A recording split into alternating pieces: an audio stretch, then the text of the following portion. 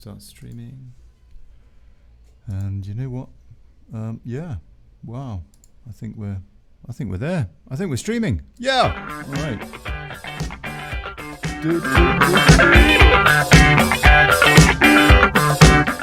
Coming up in 8 minutes time. 8 minutes time.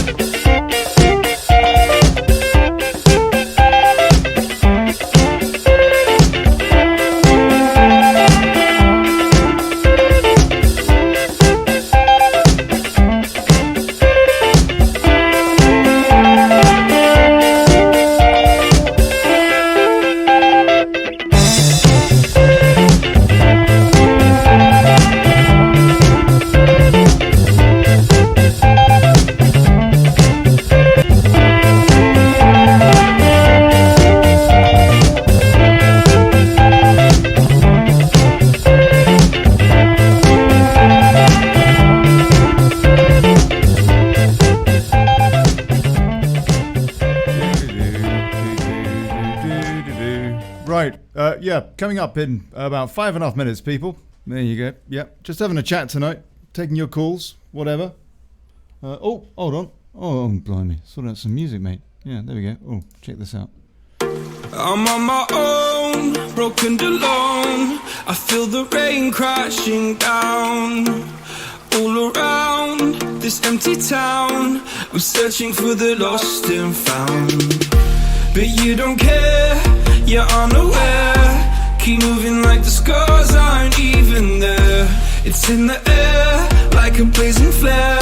Don't stare cause the flames will burn us. I thought you were the one for me. That's why I gave you everything. Held you close by the stormy seas. Oh, you meant the world to me.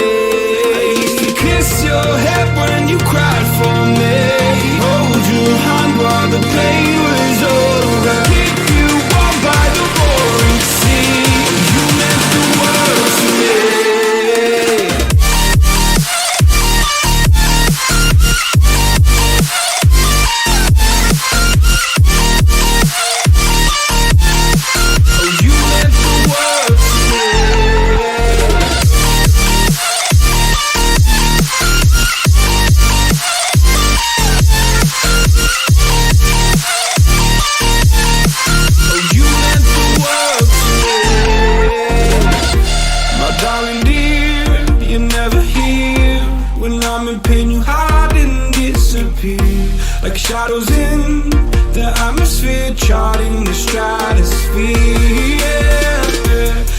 wait for you and kept you near in hopes you'd chase away my fears. I'm on my own, you made it so, and now I'm chasing nightmares through. I used to run with you through the great big leaves, laugh at you when you laugh at me.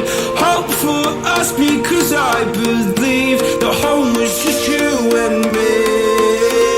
I thought you were the one for me, that's why I gave you everything. Held you close by the stormy seas, oh you meant the world to me.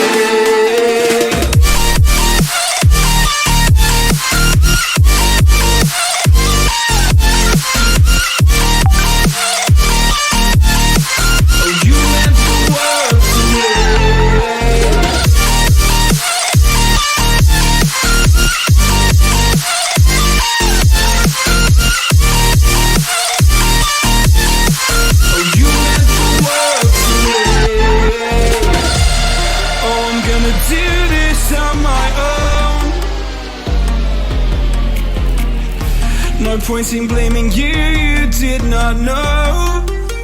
Oh, I thought you were the one for me, that's why I gave you everything.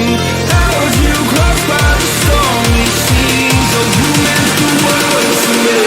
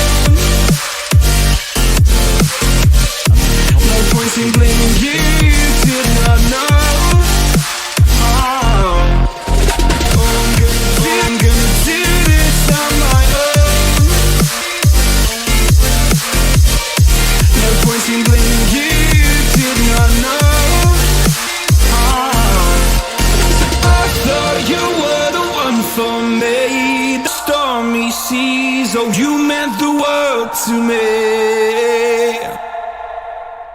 You know what? I'm a plonker. I set the video to private over on YouTube.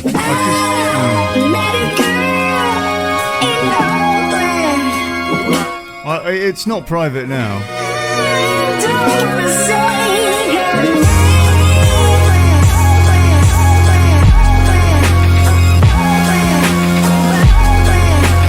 It's not private now.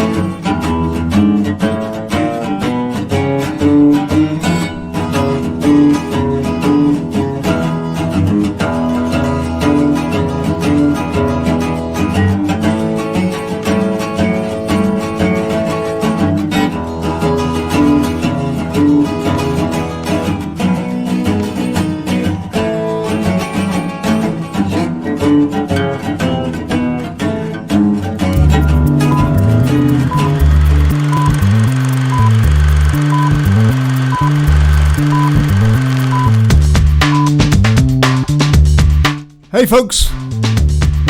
Good evening, good people. Good morning, good afternoon. Welcome to the Daily Chaos. And it's more chaotic than last night, tonight. I can promise you, chaos. Ordo, ruddy, chao, yeah. And it's just us, yeah, Team Chaos, having a chat. That's it. Just having a chat. We got old Rodder's here. He's having a bad hair day too. Piers is in the wings.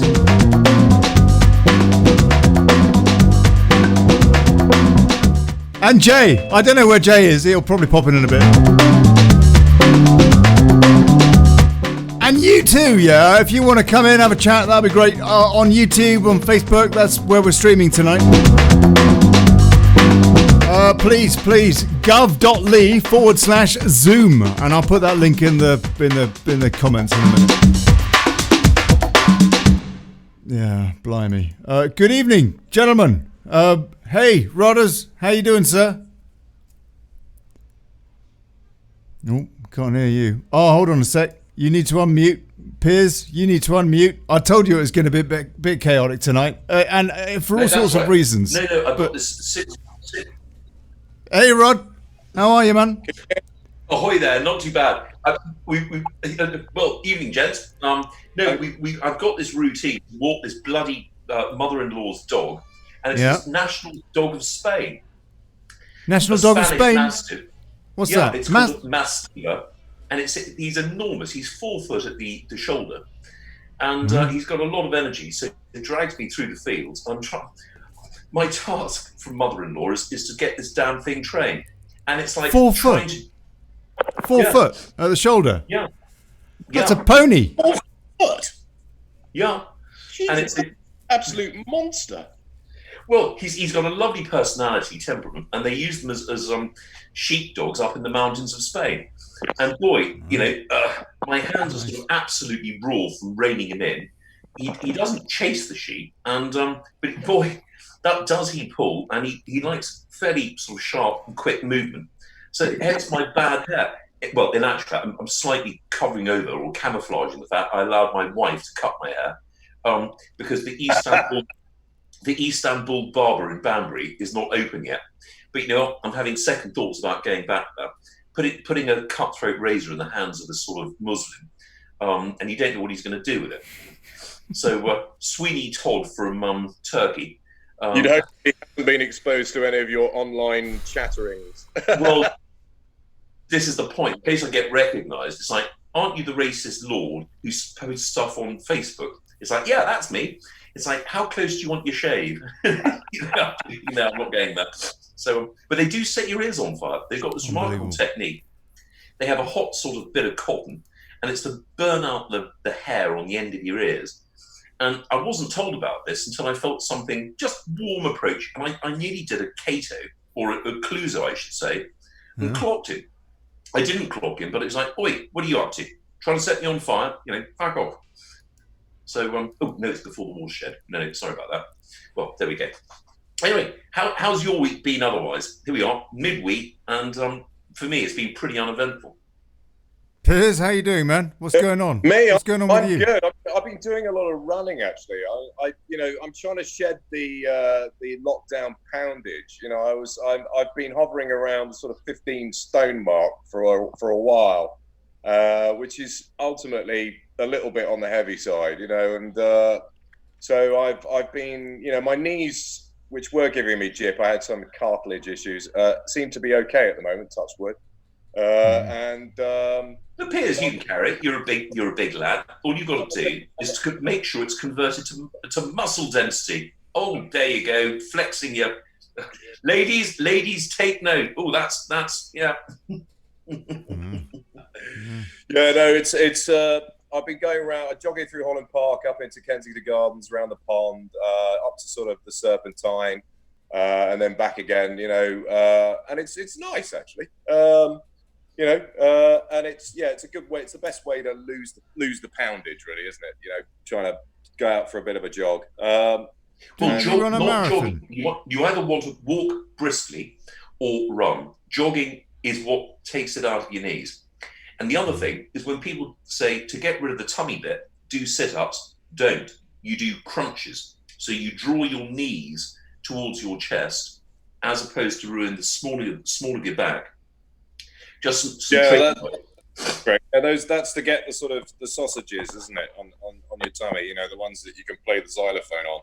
Ding, ding, ding. Hello, Campas. Yeah, well, ferocious. But absolutely. Well, I tell you what, someone posted on Facebook, and it's a real product.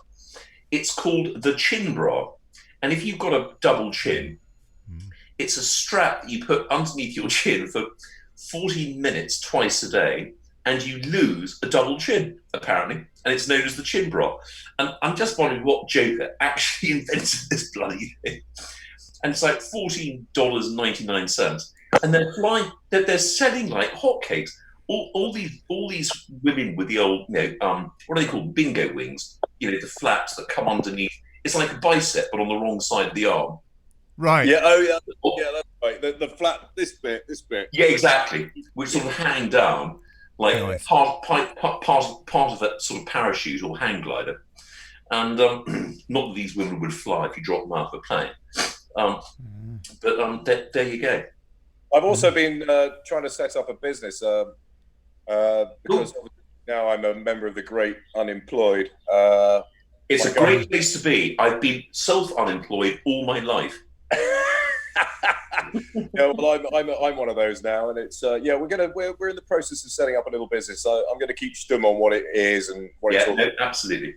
But Piers. it's Good on you, it's looking quite reasonably promising at the moment. So we're hoping that we're going to be able to take advantage of certain opportunities. Crossed. Brilliant. Fingers. What are you? You're a corona victim, Piers, aren't you? Oh yeah, as well. Yeah, I mean, I did the super drug antibody test, and it said they were 100% certain that I'd had corona and have the antibodies, but then the government pulled. You lost your. What I mean is, you lost your job because of it. No, I didn't lose my job because I'd had corona. I lost my job because of corona. Yeah. I mean, because well, I don't think that's the case. Actually, I just don't think my boss liked me. Honesty will always out. Do you know what? Necessity is the mother of invention. And do you know what? It reminds me, Piers, and it's absolutely true because the letter is in the Walt Disney sort of museum. When Walt Disney started life, he worked for an advertising agency, and he was fired for having no creativity, wouldn't go far in the creative world. And you think that's Walt Disney, the most creative man on the planet. I think he in Hollywood history he won more golden what are they called, Oscars? Golden Globes. The Golden Globes. No, that's in Britain, I think. Or it could be America. No, it's the Oscar chap. No. It's the chap holding the sword, standing on a reel of film. An Oscar. Yeah. And more nominations. And to think, that his employer fired him for not being creative enough as he sat at his desk looking out the window, obviously having brilliant ideas, and they thought he was just having a laugh, picking up a salary for doing bugger all. Yeah, it just goes to show how myopic and narrow-minded people can be. I mean, it's sort of. People very rarely see genius when it's sat right in front of them, because their ego and their self-anointed sort of opinion of themselves gets in the way. Well, you know the story, but behind Bill Gates before he started Microsoft. Well, no, go on. He was at Harvard University, and he and a school buddy got together, and they decided to take all the available data on traffic movements in Boston in order to improve the traffic system. It was more of an intellectual exercise that they thought they could turn into a business. And they produced all this data in fantastic form.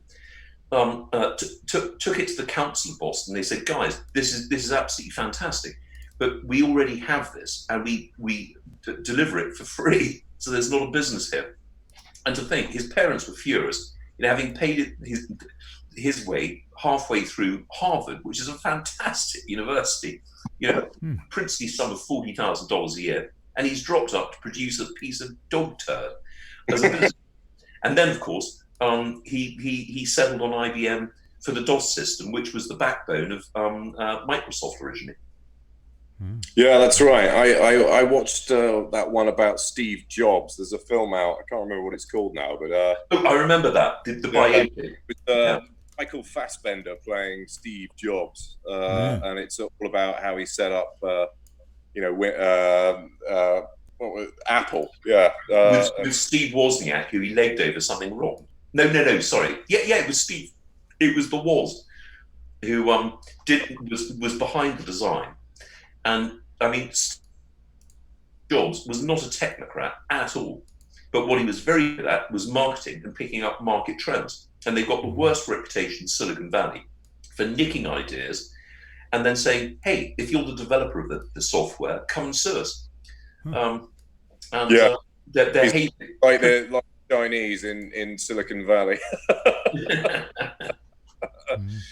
Yeah, no, he wasn't a very nice man by the looks of things. If it's indeed often the way, isn't it? Interpretation of it, anything to go by. He was a. If you need inspiration, Piers, we've got to get Lord Faversham on the show if he's prepared to do it. And I think I've told you a little bit about his background. Are you mates with him? Is he somebody you can contact and speak to? We grew up together. Okay. I'll put his personal life to one side, but he managed to get himself thrown out of Gordonston at the age of 16, which is like being expelled from Belmarsh. I mean, it's an achievement in itself. And he then decided he'd become a self-appointed member of the Mujahideen in the 1980s, when Britain got on very well with the Afghans, because the Russians. The Americans were selling Stinger missiles to the Mujahideen, weren't they? Yeah, absolutely. Not the Russian rocket, the helicopter gunships out of the sky. Absolutely. Anyway, he thought that he was going to become a freedom fighter out of some sort of romantic idea of, Jasper of the Afghan, as opposed to, what's his name, Lawrence of Arabia. And anyway, after, I think he lost half a dozen of his guides who walked in front of him to clear the way for landmines. And there's a photograph he's got in his scrapbook of just a pair of boots with socks and up to the knees, and the rest of it's all gone. But they were left there as the mine had gone off. It had just taken off everything above the knee. Oh my God. He thought Did this he Bin Laden, because Bin Laden was fighting for the Mujahideen at the time. That's right. Tim Osman. That was his name. Anyway, he decides he's going to come home.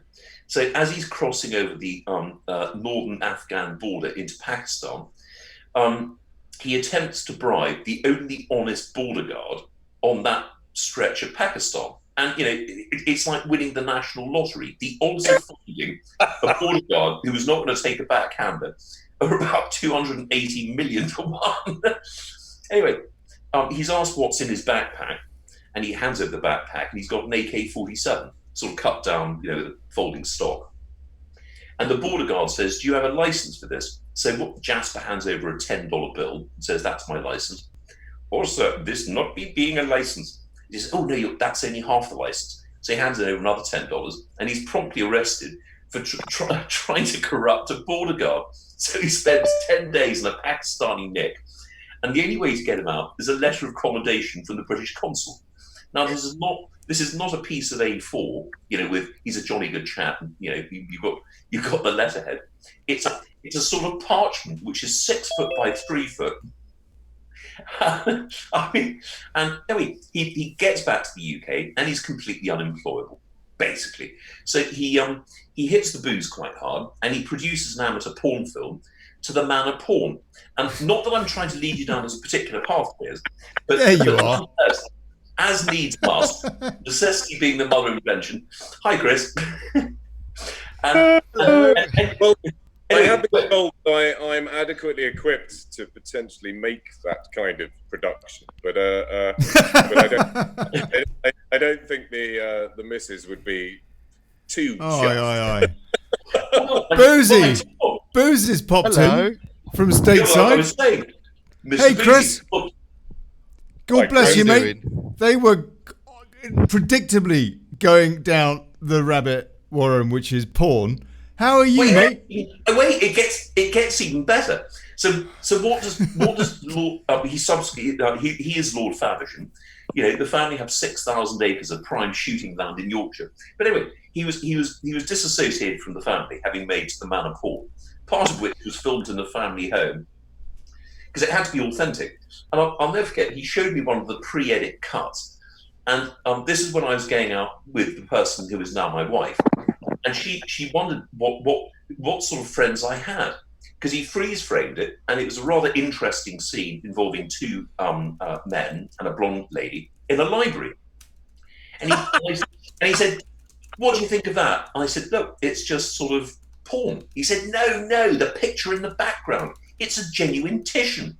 Which other producer can put that sort of production value into a porn film? That's why we're unique. Anyway. He then proceeded to raise quite a lot of money from senior people in the city on one of these EIS schemes where you got tax breaks for making film. And the Inland Revenue didn't want to give him the tax certificate. So he complained, saying, "Look, you know, a Frenchman's art is an Englishman's pornography. Wherein lies the difference? You know, this is a matter of taste."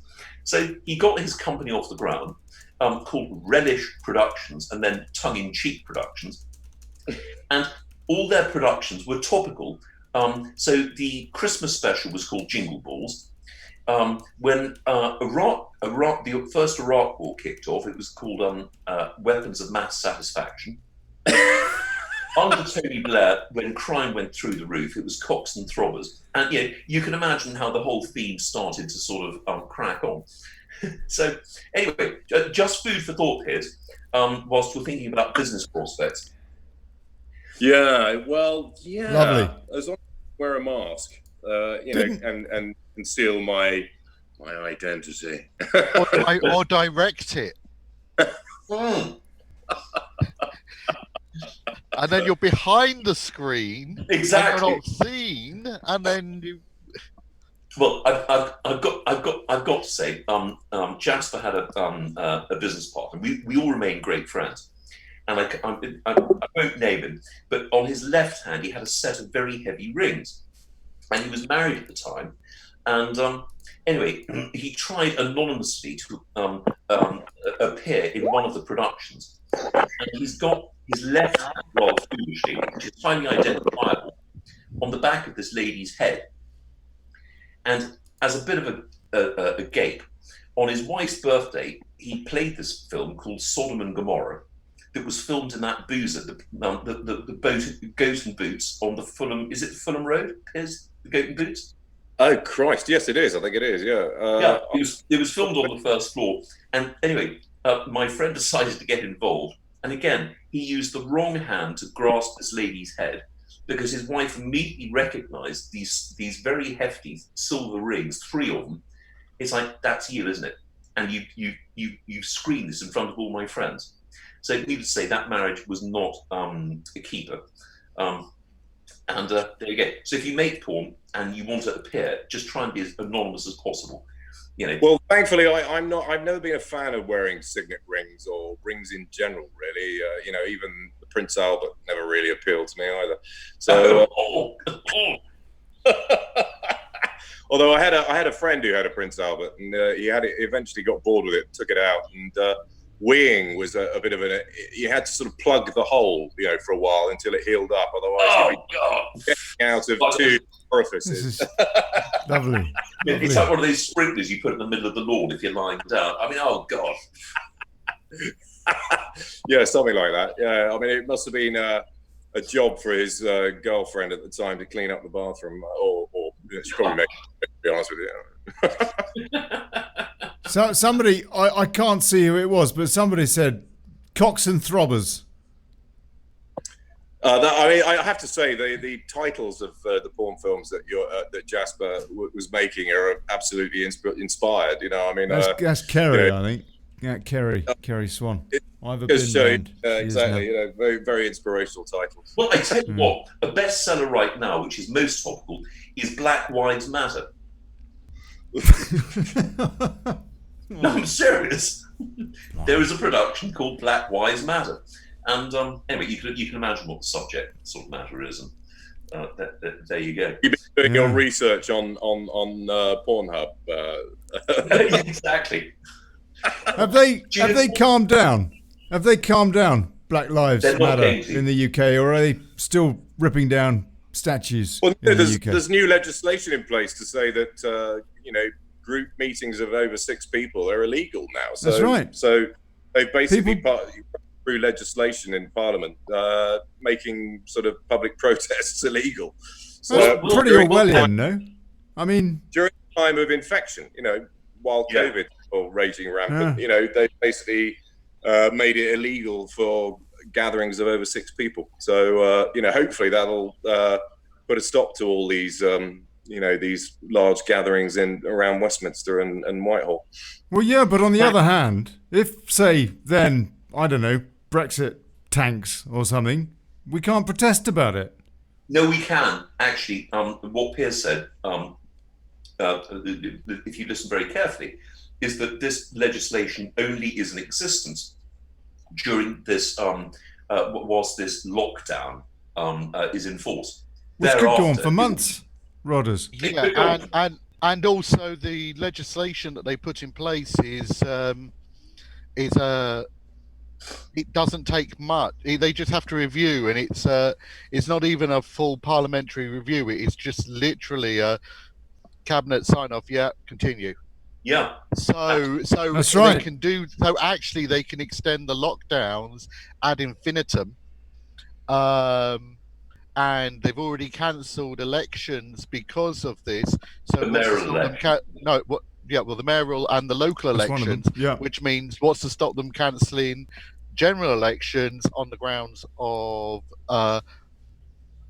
public health, and therefore they could do this ad infinitum. So we can't get rid of Khan. Chris, you spent too much time in America. It's called ad infinitum. Sorry to pick you up on that one, mate. You know, there was a protester outside Downing Street. Let me show you this. This is quite wow. Check this out, yeah. This is outside Downing Street. The Prime Minister got in a smash earlier over this bloke. Hold on. Oh. Look at that. Look at that. Look at that. Look at the back of his car. Some bloke. Here we go. Slow-mo. It's equal opportunities employment. They've obviously got an Indian lady driver in the Range Rover. Look, here we go. So the Prime Minister's in the Jag, I suppose. And then the Range Rover goes right in the back of him. Because of that bloke. Shouting into a traffic cone. I mean, ridiculous.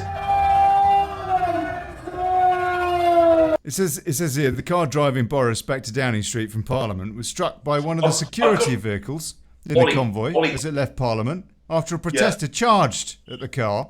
Remainers are outside Parliament today shouting at people to try and obtain a Brexit transition period extension. Ha! Surely some mistake. Ollie, I'd love to see the insurance claim for that, for the Prime Minister's Jag. We were shunted from behind because a bloke was shouting at the driver in the car in front. Yeah, it's like best insurance claim on record. From number 10 Downing Street. They're still trying it on, aren't they? They're still trying it on, those Remainers. They really. Yeah. I mean, there's another story that was on Guido. Yeah, there's another story on Guido. People's Vote campaign rebrands again. That was what's her name? Brother of that former Tory minister, Amber Rudd.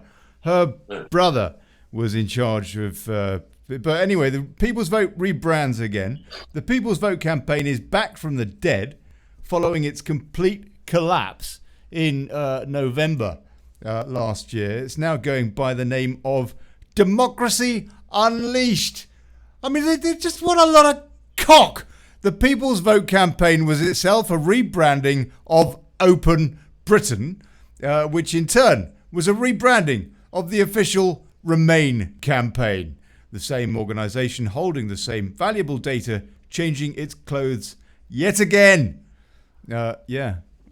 Just think, when are they going to get the message? Well, why is it that these organisations... Sorry. Some people never do. I was just going to say, Ollie, that I think Piers has put himself on mute. Is he? Oh. Yeah. There you go. There we go. There we go. Oh, there you go. Yeah. Sorry about that. Well, anyway, okay, so people can't protest, but I mean, is it going to make any difference? Because these people are fanatical, aren't they? This lot that are pulling down statues and stuff like that. I mean, and are the police going to enforce it? Because they don't seem much cop. Well, that much cop. Yeah, very, very well put. I tell you what, given the show yesterday, Ollie, where we were talking about putting 250,000 to 1 million veterans in protest in that was a great show, eh? Simon B. I thoroughly enjoyed it. I've got to say. That was a cracker. Should watch that. That was a really good show. He's a great man. But do you think Sadiq will end up getting re-elected? I mean, this is the danger, isn't it? I mean, maybe they want to delay any kind of mayoral election because they're worried that he'll end up getting another term. I think it's very good. I think it's very good strategy. And once the government has delivered Brexit, we're going to have I think a terrible economic collapse. When I say collapse, recoverable, because Britain has always recovered from difficulty. And when the rest of Europe falls by the wayside, because individually these countries are going to find it very difficult, following, first of all, before this corona turned up, they were struggling. Now they're going to struggle even more. And Boris will have the perfect platform to say, trust the Conservatives. We made the right choices. Brexit was choice, and this is what would have happened if we'd stayed in the EU. When Germany turns its back on the ECB, turns its back on Southern Europe, you just have to look at the Spanish housing market, which is an absolute dire straits. Yeah. Greece, has been Italy, since 2008.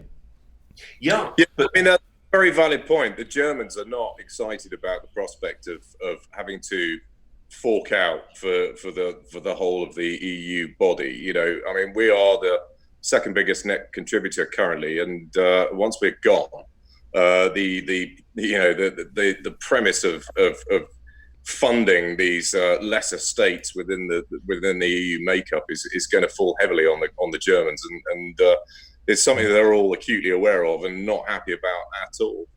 Well, do you know what? I think the revolution in Europe has started on an individual state by state. And they've recognised that the biggest beneficiaries of the EU have been the Germans, as great exporters of very good products.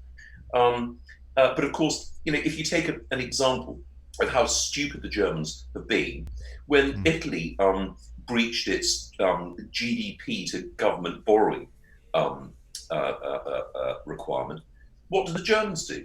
They fine them 400 million euros. So it's like taking a guy who's homeless and saying, you've slept in the wrong place, here's a 30 quid fine. It's like, well, if I had 30 quid, I wouldn't have been sleeping there in the first place, you moron. And I was sent a raft. Why the hell did they announce Greece and some of the other states to join? I mean, we all know that the government of Greece were totally corrupt and were bribed by the likes of Goldman Sachs, who basically cooked the figures in order to give them, give them very sort of impetus to join. It's about controlling as many people as possible, isn't it? It was about creating a single government, and it was a global government. It was a stepping stone. Yeah, well, hang on. Exactly. A single government controlled by the Germans. Yes, with the French as poodles on a lead, just behind. Not really. I mean, Not really. situation- No, it's controlled by globalists. They don't care who control. Well, the UN. Yeah. The UN, which pretty much is China now. The thing is, when you consider the let's be blunt, Nazi origins of the EU, Quite right. Hitler himself was the illegitimate descendant of the Rothschilds. Really? Yes. Yeah. So Yeah. One of his ancestors was a maid for Maya de Rothschild, who was knocked up by him. And was given a stipend and sent on her way. That was in an episode of Cox and Throbbers. Royal family. The whole idea, the whole globalist thing, you know. Well, do you know what? Well, a lot of people. One of the great conspiracy theories that I love is the fact that Angela Merkel is Adolf Hitler's daughter. Yeah, you know, that he survived. Theresa May, no? It's not just Angela; it's Theresa as well. Yeah. Oh, and Theresa May.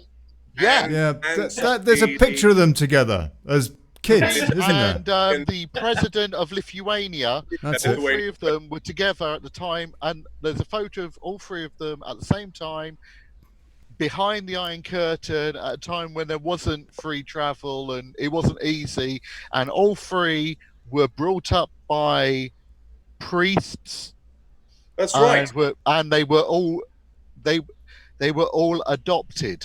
That's right. I mean, the story goes that Hitler faked his death after the Second World War and went to South America. And there's lots of anecdotal stories of him traveling on train to Patagonia and all the rest of it. In fact, it was Chris, what's his name? Tarrant did a program about rail journeys on Channel 5, and he was going on the Patagonian railway line. And suddenly one of the guards hit him with this anecdotal story about how Hitler had travelled on this train after the Second World War. That's right, I remember that. Thrown adrift with this because, aghast, because he was like, what? We all assumed that Hitler died, and yet this chap was no, he came to South America and, he was a regular on this train. It's a bit like the Orient Express, this train, quite a luxurious train running through Patagonia. And apparently, Hitler was a regular passenger. So it does sound very far-fetched. Hitler escaping's one thing, Piers, but it sounds very, very far-fetched that Merkel and I think May sometimes Hitler's the daughters. truth is way stranger than fiction, and I rather like the idea. If you look at Angela Merkel, she does look a bit like Adolf. I mean, like. No, she doesn't. Give her a tash, comb over. That's it. I tell you what, here's a mission for the Daily Chaos members, is to get a DNA sample from Angela Merkel, which wouldn't be too difficult. And, given that Theresa May is constantly molting like a sort of, ungroomed Labrador, and then you do a DNA test and see if there's any match. Yeah, how the hell would we do that? I mean, like, how difficult must it be to get samples of Prince Harry and that's very James Hewitt. All you've got to do Go to the Bundesbag and hang out round the toilets. Pretend you're a tranny and go in and say, I'm just, having a swab. All you have to do is to comb his polo saddle because he his hair's coming out. It's not difficult in actual fact. We'll just speak to one of his grooms. And, but you never get it published. I mean, even if I would, ready, Piers, I would. Bundesbogs. So okay, the media is too heavily controlled for the truth at the moment. We're hoping at some stage. That's it. I'll tell you, it's a wonderful conspiracy theory. I do agree with that. I'll tell you what. To me, it really does make sense that Hitler was secreted off to South America after the war, and apparently there was a load of Nazis, weren't they? They were holed up in Bariloche in Argentina. I hate to say, went to the town, the city in Argentina, didn't they? Where Bariloche. Lovely place. which was basically looked like a Bavarian city. Yeah, it does. Well, They make really good chocolate there too. They've got a tradition of making Nazi chocolate. I've got a bit of a confession. Some of the Nazis, including Adolf, ended up in Santiago de Chile, and Go on. What's he about to say? How do you know this, Rodri? Because I'm half Chilean. Ah, You're not related. You're not Adolf's nephew or something. He's the son of Adolf. If I suck in my cheeks, imagining the moustache, which is why there you go. Why I have to go so often. Spit. Stop hair a little differently. You know, all he needs is that Charlie Chaplin walking stick, and he's there. I can do a bit of Adolf. Oh, fantastic! Oh, yeah, that is geil. Oh, yeah. Here's an actual fact. I think you've got a past that you ought to really we ought to do a DNA test on you. Well, there we go. That was spooky. Well, just a little to bring it on, to Boozy. a bit of normalcy. Well, whatever. Let's be fair. There isn't much normalcy at the moment.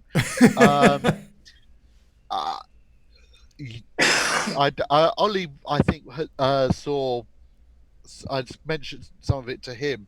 Basically, in my neck of the woods, we had quite a lot of rioting.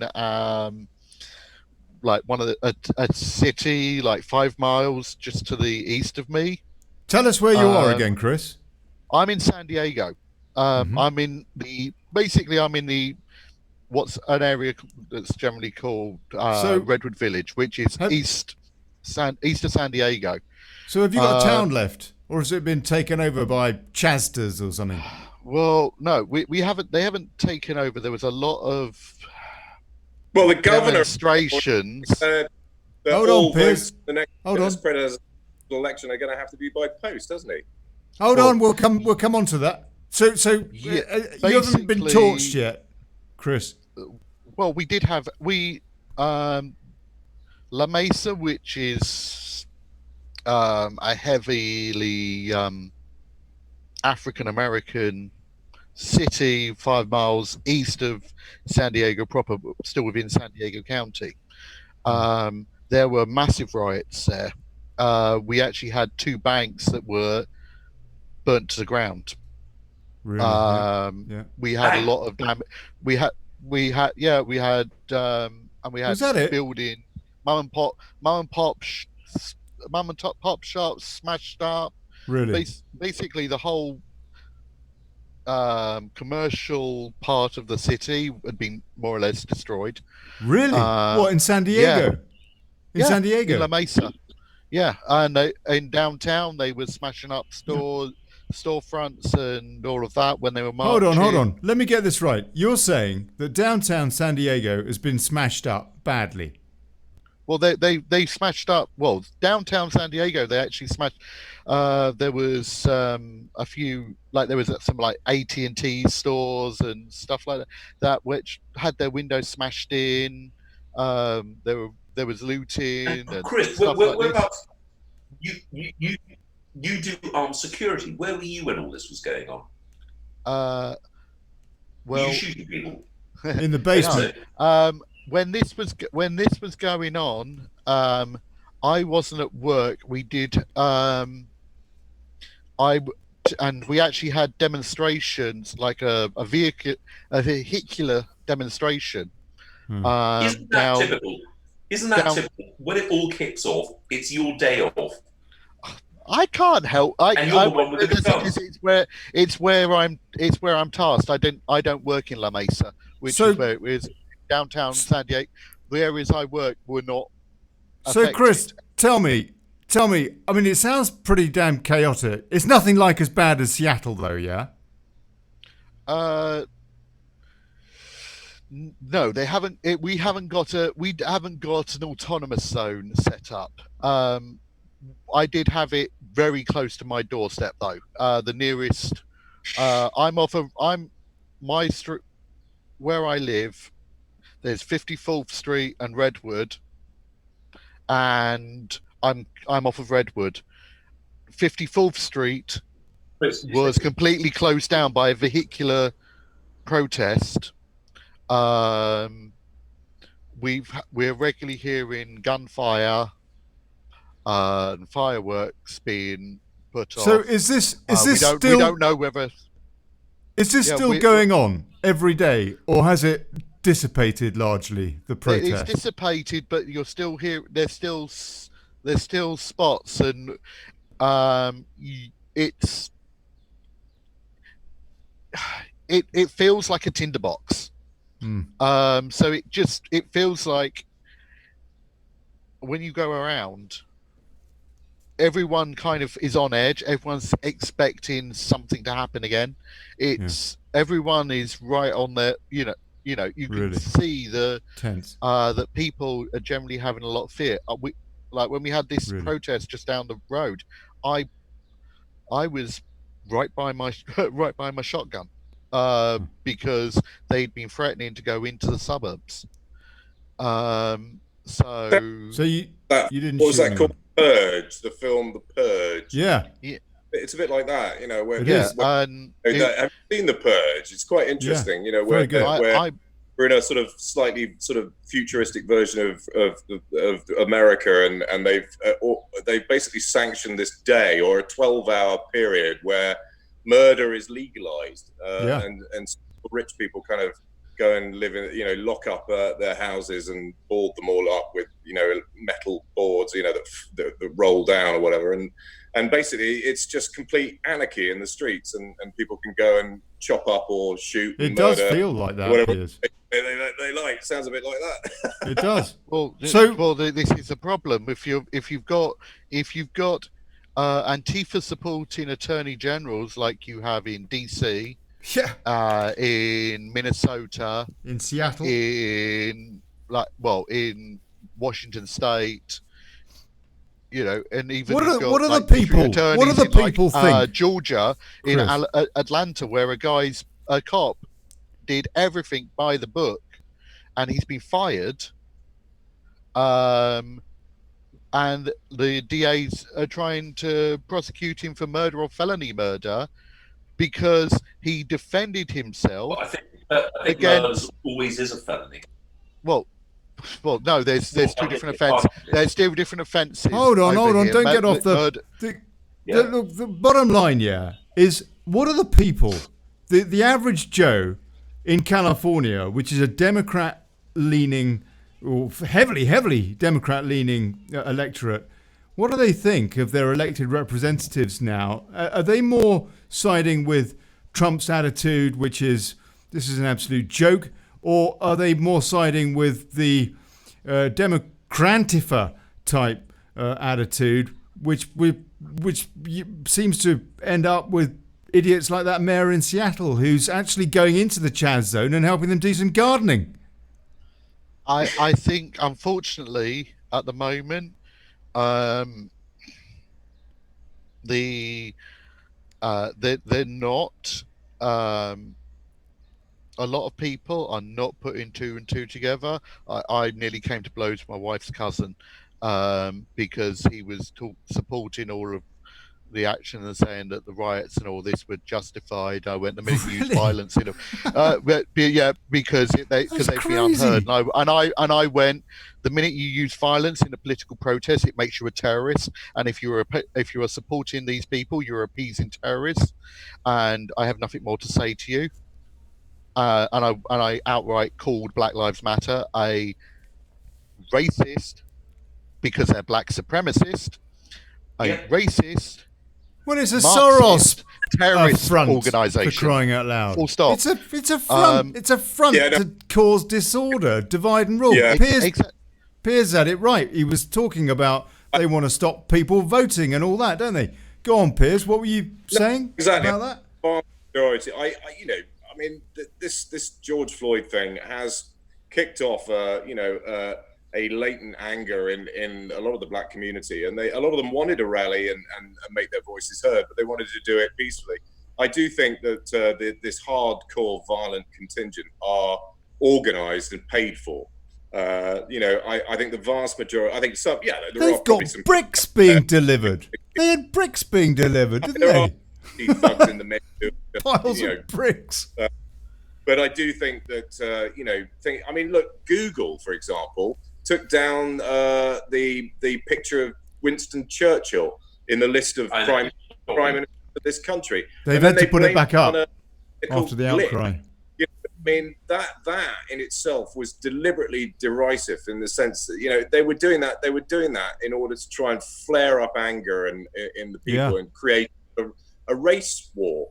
I personally think this will all blow over, and people will realise that actually none of us give a crap about the colour of someone's face. It's more to do with attitudes, cultural differences, all that kind of stuff. The sort of the melee that we live in regards to that right now. But I judge everybody by their character, not by the color of their skin. I couldn't give a crap. Just like Martin Luther King said he wanted people to be judged by, I say we should have a bit more MLK and a bit less Nelson Mandela. Yeah. I mean, Mandela was. I tell you what. Go on. Piers, what I was going to say is, in actual fact, what the observation you just made, that you've got essentially a relatively peaceful movement. Whether you agree with them or not, fine, blah blah blah. But if you compare that to Bloody Sunday in Northern Ireland, what I'm hoping the government will release and will have to release, and we will campaign to have released, is that the first shots fired into the crowd, being the civilian crowd, came from IRA marksmen, which includes Martin McGuinness, in order to stir things up. And of course, if you're a protester and you see a couple of the people shot dead, you all of a sudden go berserk, and it's blamed on the Paras. Now, there is no question that the Paras did return fire. That's a matter of very public record, which the MOD have confirmed. But the first shots that stirred up the hornet's nest came from their own. So it kind of concurs with what you're saying, is that it doesn't take too many a small group of agitators to whip up a lather of frenzy that turns what was intended to be a peaceful protest into something which is rather more ugly and violent. Bang on, Rodders, bang on, absolutely spot on. I tell you what, you guys should read a book called The History Thieves by Ian Cobain, and it's all about how the British history, has been rewritten, and large chunks of it have been edited out, very much along the lines of the kinds of things you've been just talking about, Rodri. The true detail of Sunday Bloody Sunday, has been edited for political reasons. A lot of what really goes on ends up in the drink or shredded or burnt or and ends up never. The official record is something that is very carefully sanitized over time. I was going to say, that book is a perfect example of highlighting that very fact. I mean, one of the things that I found most appalling, and I've had the displeasure of seeing the video. Can you remember those two signalmen who drove accidentally into a funeral cortege in Northern Ireland, and they were dragged out of the car and beat to death in the most brutal way? No, can you remember that? Don't remember that. And it was filmed by an army helicopter that was in the air. There was a permanent unit of 12 Special Air Service SALT troopers on hand, and they watched this on a large screen TV, which in those days was quite rare, having a large screen TV. And basically, the civil servants, it was during the days of Margaret Thatcher, and she was not available. So the decision was taken by the civil service not to interfere. And when you saw what happened to these soldiers, they could have been evacuated sharpish, but for political reasons. And I really hope this comes out, on an edited basis, because the video really is extraordinarily visceral and brutal. The public get to understand where justice ends and politics actually kicks in for some reason. And someone thought it was a good idea to let these two guys go rather than to cause a great scene at a funeral ceremony for the IRA. It was absolutely horrendous. I mean, the boys on the ground had, they were crying. And these are SAS soldiers who had to see two servicemen battered to death, had their eyes plucked out, spikes stuck into them. I mean, the whole thing was, and it could have been reversed. But some gnome in Whitehall said, no, don't interfere. This could cause more damage than will it.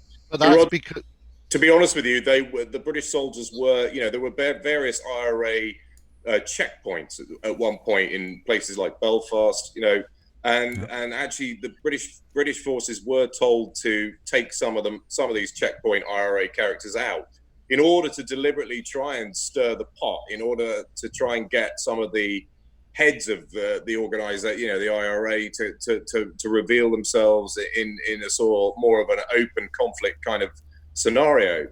So there's blame on both sides of the equation. We were stirring the barrel, they were stirring.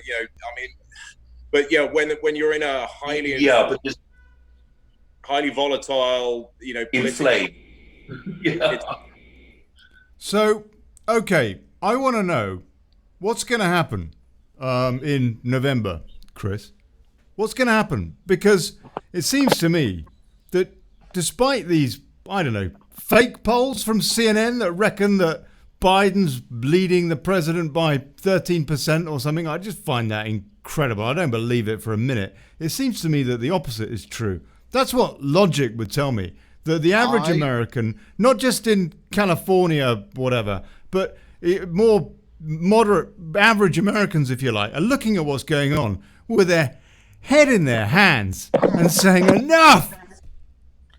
Well, honestly, what I'm hearing is that the push. We have, there's multiple ways of voting in America. One is electronically, one is in person, and then which those ballots get put into the system anyway, and there's postal voting. So there's always an electronic system in place for checking the ballots. My understanding is following 2018 2016. Last one? 2018, the midterms. Oh, the midterms. They've been working on they've worked on the electronic system so that the electronic Who has? system, Bill Gates? the government, as in right. The white hats have been involved in ensuring they've just made a very. The problem is the postal ballots. We've worked, which is why they're pushing for the postal votes, because they couldn't be interfered with more. Like Tower Hamlets, or up where was it in East Anglia, that by-election in the UK. Basically, whenever there's a postal vote, it's dodgy as you like.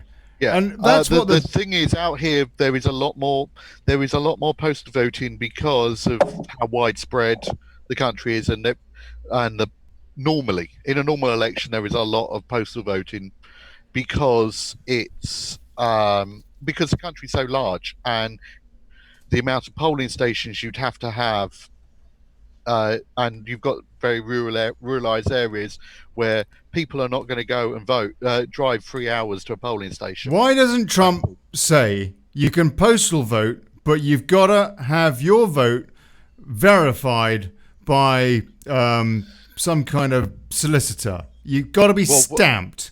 It's got to be proven, and then you can send it in, that you're alive, and then you can send it in. In other words, that'll get rid of all of these lazy tossers that wouldn't vote anyway. In certain states, that is the case, but this is where the problem comes between federal and state.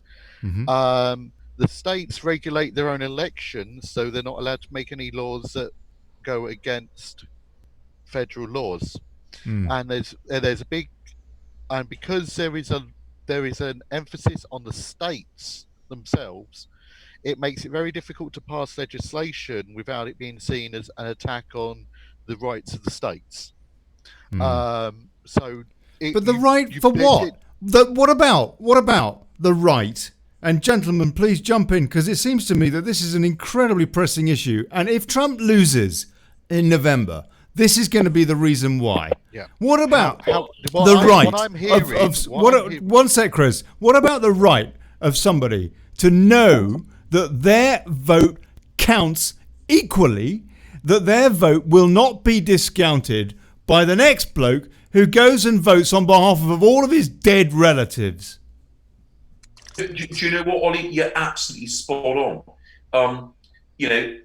The voting system does the mechanics of the voting system has to change. And you think about these electronic voting booths, and the technology that's been introduced. Well, it's all fallible, and the reality is, I would insist that people have to turn up in person if you want to vote, and you've got to validate that vote with a passport. I mean, when it came to the mayoral elections, I wanted to vote 3 times. Where are you going, Ollie? I'm here. I just thought I'd have a set change. Do you know what? At Belgrade New South, I had the ability to cast 3 votes in the mayoral elections simply by taking in the voting cards that had been posted both there and my mother-in-law's place, which is where I'm sat right now. And I was determined to use them, to be frank.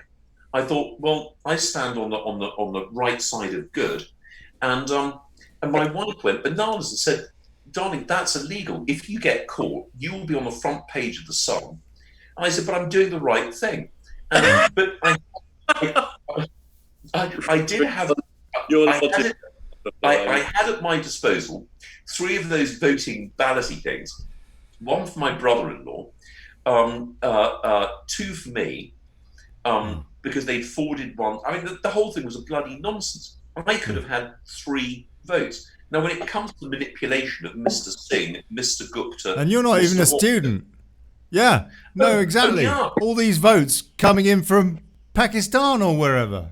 I mean, that's what happened in Tower Hamlets. Yeah, well, not just that. Mr. Singh, all they did was to multiply by 24 for a sort of 500 square foot studio apartment that apparently 24 people were living in. And of course, the bureaucrats go, "Oh, Mr. Singh, well, that's a common name in Tower Hamlets, or Mr. whatever it is, Karachi." Yeah. And that's how they did it. And what I find astonishing is that the mayor who presided over this, and he was convicted, he wasn't given a custodial sentence. Now, he's back in politics now. I think he's back in politics. Wasn't he an advisor or something in that? Was it Eastleigh up in... You're absolutely correct. The point being... Peterborough. Thank you, Stuart Firth.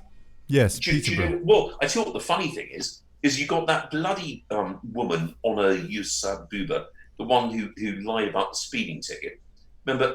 And she was... Oh, yeah. Who wore She's always on the telly now. She's always getting on the BBC. They love her. About Cocoa Pops being racist. Yeah, exactly. Cocoa Pops, because they've got a monkey on it, as opposed to 3 white boys for Rice Krispies. It's right. Like, oh, for God's sake. People are very worried about that. And again, no one's challenged the fact that she was allowed to vote under the auspice of that bloody little man, John Burke, married to a cow. John Burke. Oh, sorry.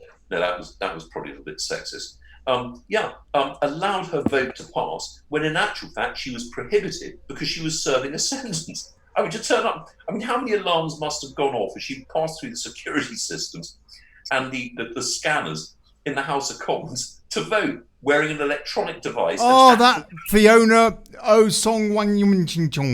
Yes. She was inside, wasn't she? She was in Clink, got herself a Peckham bracelet, and then she came back and had a vote.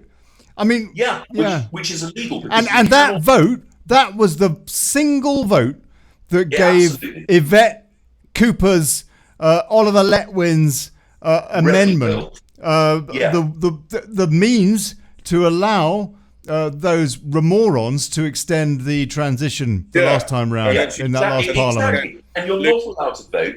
Matt, the law used to be that the insane, peers of the realm, and prisoners were not allowed to vote. Yeah. You know, a common vote in a national election. And, you know, no one has ever taken the Speaker of the House of Commons or Parliament to task that in actual fact, that particular vote is illegal.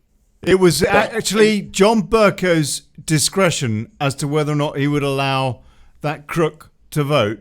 And he decided, of course, she's going to vote to extend. No, Ollie, you're missing the point. It's not at his discretion to allow someone serving a prison criminal sentence. Well, he did anyhow. Well, and no one challenged him. Nobody challenged him.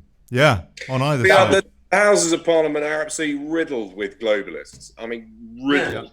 Yeah. I mean, you know, I sincerely hope that Boris ends up being the Prime Minister that we all hope he's going to be. Absolutely. We don't have any alternatives. I mean, you know, I think we discussed it on the show yesterday, Ollie. Who would you choose of the available pool? You've got Keir Starmer, who's the protector. Oh my word! You've got, I mean, who else is there other than Boris? And Keir Starmer is Blair too. He is Tony Blair. It just looks a bit more like Widow Twankey, but he is Tony Blair too. He's got those horrible piercing old eyes, doesn't he? He doesn't look like somebody you could trust. He wears rouge. He's got big pink cheeks. I reckon he puts a bit of puffs up on his thing. Likes putting girly bras for the weekend. On the weekend, he dresses like Frankenfurter.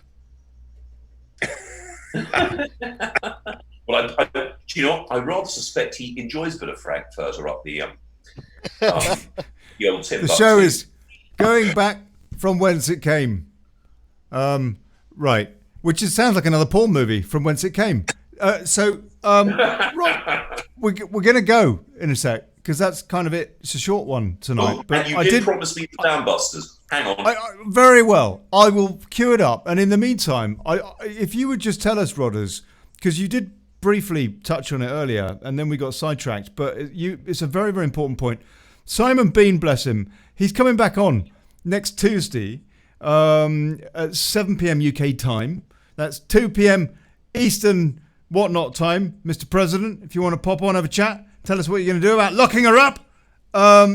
He's coming back on Tuesdays, Simon Bean, because in the meantime, he's having a chat with a few some important conversations. Just explain what that's about, please, Rodders, because that was a really hopeful part of the show last night, I thought, anyway. Well, do you know what? It was actually exposing a very significant resource that has been hidden to date.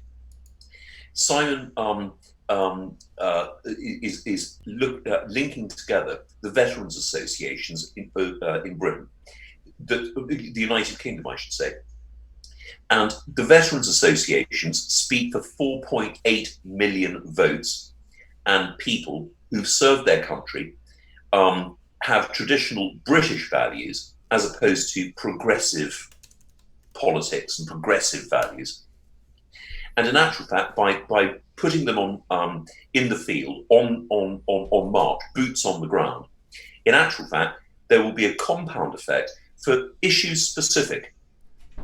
And there are a number of issues, reform of the media being, I think, the principal one, because I think the decline and decay of our society is largely attributable to media and misreporting of news and news opinion. More than anything else. And that's the starting point. And as you said, Ollie, yesterday, we need to cut the tongue off the head of the snake. And the tongue is the voice that is represented by the media.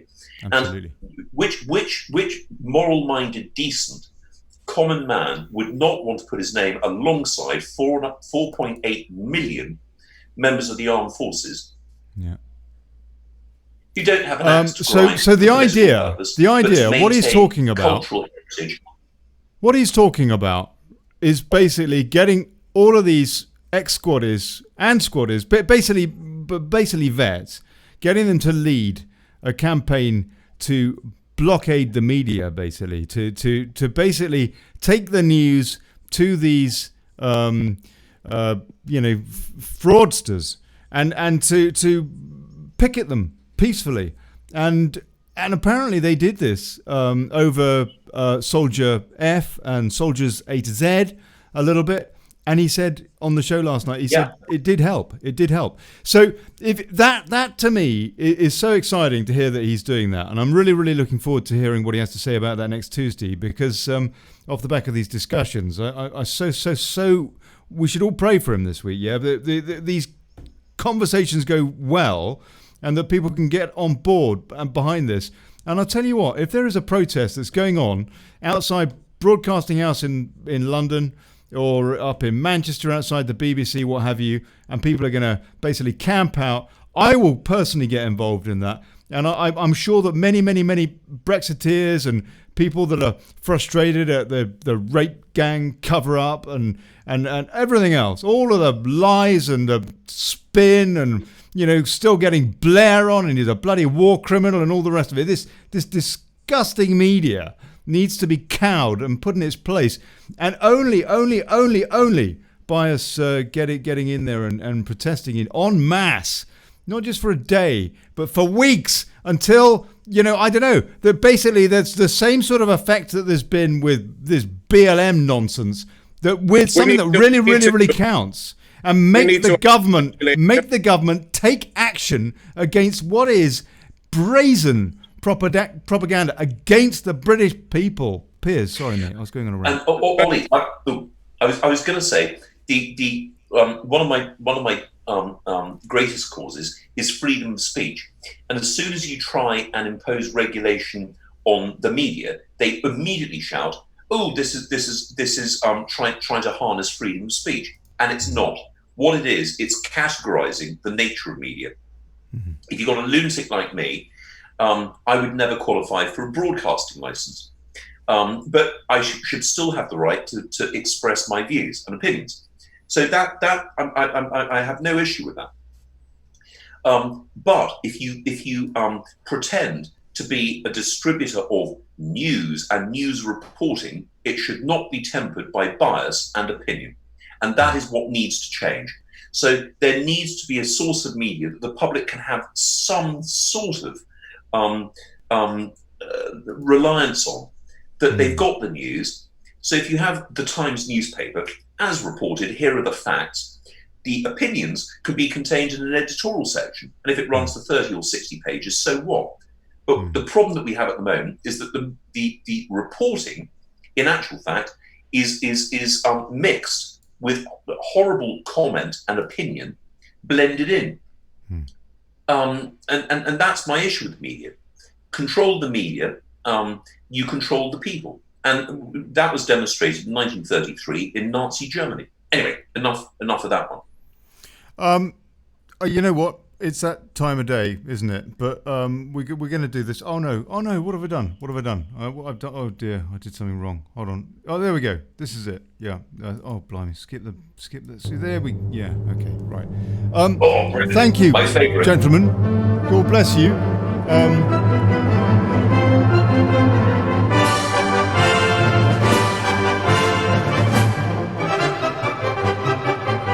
Can I just add something that it's interesting that Trump's pulling a lot of troops out of Germany and bringing them back to the States, and it sort of smells of something where he will require more armed forces at home. We're listening to the Dam Busters. No, you're right though. He's right. Look, I'm going to reconvene tomorrow. Anybody that wants to join me, please do. And we'll continue with this. Kerry Swan says she is scared, genuinely scared, if Trump doesn't get back in. For where we're going, and she's absolutely right. That's a very valid point. She's absolutely That's very right. valid. God knows what happened. Yeah, that's the world, and Joe Biden gets it. Right. Okay. Chocks away.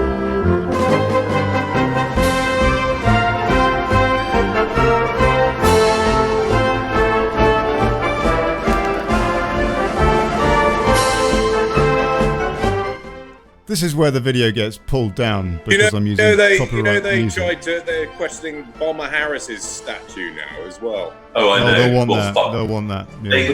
They can all go fuck themselves.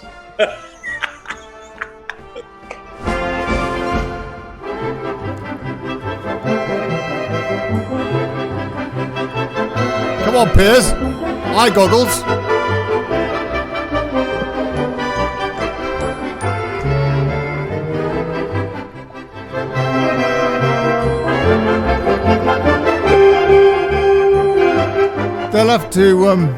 They'll have to. Oh, I'm not going to say it, actually. I'll get banned. You can't use words anymore. You can't use the English language. You're not allowed to I'm just thinking the. You're not allowed to get a walking thesaurus anymore. It's not allowed. You're not allowed what?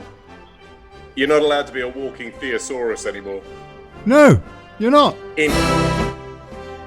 No. They don't like it. They don't like it, Upham. They make it up as they go along. Absolutely. There's no such thing as hate speech, yeah? There's just leftists that hate free speech. Ordo. Yeah? I'm leaving to serve up my girlfriend's dinner. God bless you, Piers, man. God bless you, sir. See you later.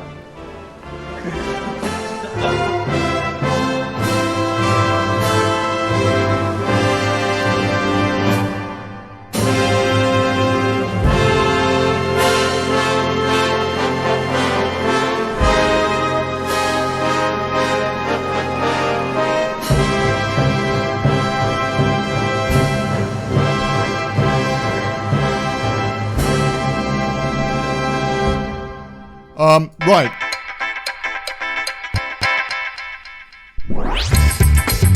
I tell you, this is the longest outro ever, isn't it? I want to say a big cheers to old Piers. To Chris Boozy for calling in. Thank you so much, Chris, for calling in from California. And if you're around tomorrow, please, I really would like to discuss more about what's going on stateside. Could you do that? Unfortunately, I can't. They've got me covering work. I've got to work. No, mate. I'm working Thursday through Sunday this week.